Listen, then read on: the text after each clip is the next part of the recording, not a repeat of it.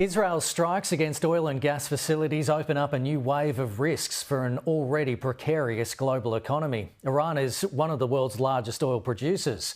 And if this Middle East conflict deepens, could we see the price of oil beyond $100 US a barrel? And if it does, what does that mean for Western central banks like the RBA that have only just begun to see inflation within target bands? Joining me now is Peter Switzer, founder of the Switzer Report. Good to see you, Switz. So has Israel and Iran just changed Australia's trajectory with interest rates? Well, it certainly has, Ken, but in many ways, we don't know what impact it's going to have.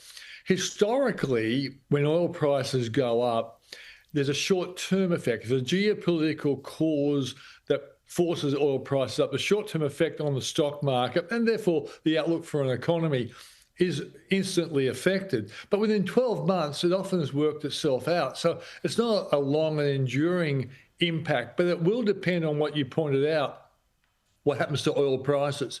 In the 1970s, with the OPEC oil shock, the collapse of the market actually went beyond 12 months. So it will ultimately depend on what happens to oil price, whether we get A, inflation, which would worry the Reserve Bank, or B, a slowing global economy, which will affect our economy as well. So in many ways, it puts the RBA between a rock and a hard place in terms of guessing what's going to happen to oil prices. I don't think it'll change their view on the July cut because our economy is pretty slow.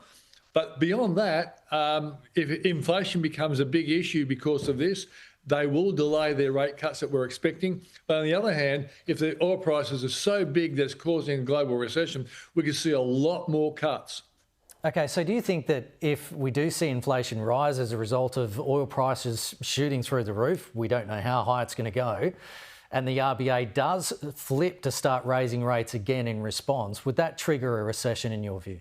Well, that's exactly right. Because given the slowness of our economy right now, any U-turn on interest rates such that the RBA started to raise, and I don't think they will, Kenny, but of course we don't know what is going to happen with the Iran-Israel conflict, and that's going to determine what happens to oil prices.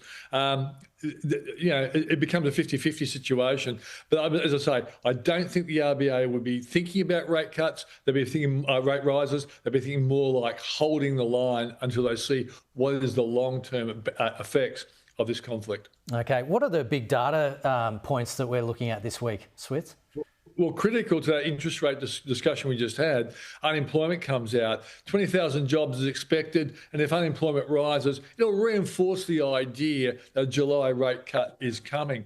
On the other hand, in the US, you've got a whole raft of economic data like retail, industrial production. And over there in the US, they're worried about the Trump tariffs potentially causing a big slowdown or even a recession. So the market will be looking at those kinds of numbers to see if the tariffs are having a negative effect on the US economy right now.